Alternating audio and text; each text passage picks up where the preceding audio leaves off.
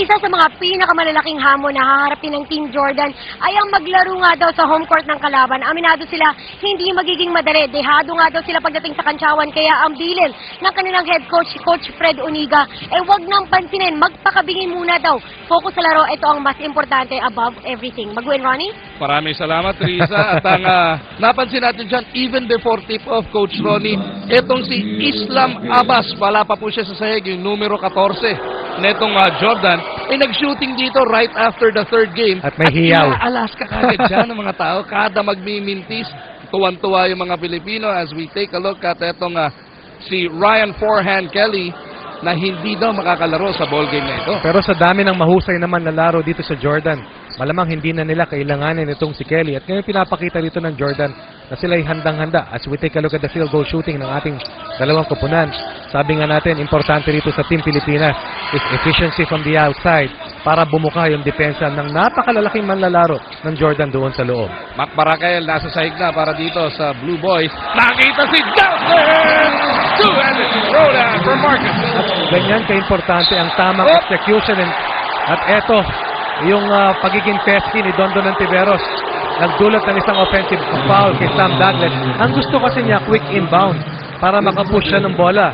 But Dondon Antiveros, quick with his reaction time. Nice find by J.D. Casio. Ito talaga yung offense ni Coach Raiko Toroman. Papadepensahin ka sa pick and roll, papadepensahin ka sa upscreen at sa mga downscreen hanggat sa magkamali ka sa iyong defensive schemes. At ito, Coach Ronnie, naramdaman ko na kagad sa crowd na meron na silang bagong paborito. Kung nung Sino opening yan? game, si Morrison, nung kagabi, si Alduri, etong si Sam Douglas yata, ang napupusuan ngayon netong ating mga fans dito sa Phil Sports as he troops to the bench. Oo, dahil dalawang personal fouls na meron dito itong si Douglas, and masasabi mo effective ang depensa dito ni Dondon Antiveros laban kay Douglas. Matagal na nagkita yung dalawang yan, matagal na naglaban yung dalawang yan sa mga kampanya sa international na mga laban.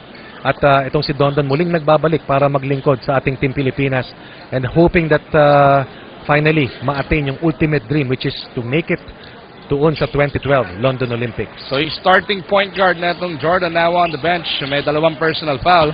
Now tip off the dribble. Skyhook is good! 2 personal fouls si Sam Douglas. At ito rin ang intensyon dito ni Marcus Douthit.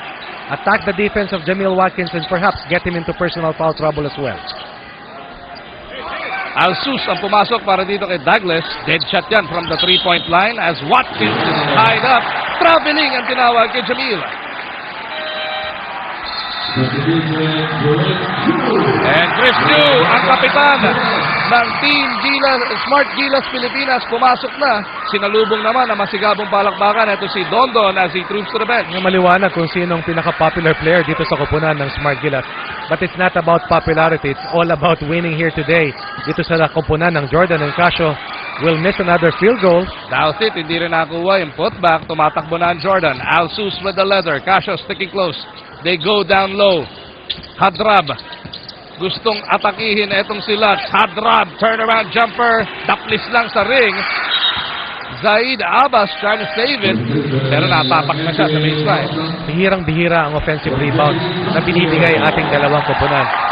And the backcourt personnel ng Smart Gilas ay yung dalawang manlalaro who played well, especially in the fourth quarter yesterday. Baroka and Pew.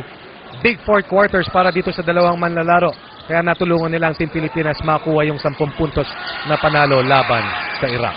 Baroka ended up with 12 points on 6 of 10 shooting. Yesterday, Barakael with a miss. Si Baroka dumukot din yan ng 8 rebound kahapon.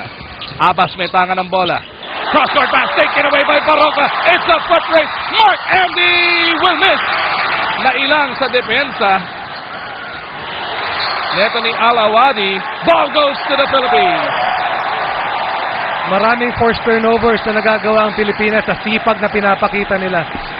Playing the passing lanes, containing their defensive covers.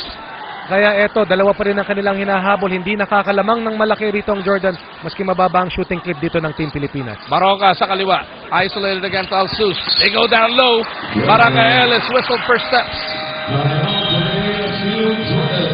And ASU Jordan will want to talk things over.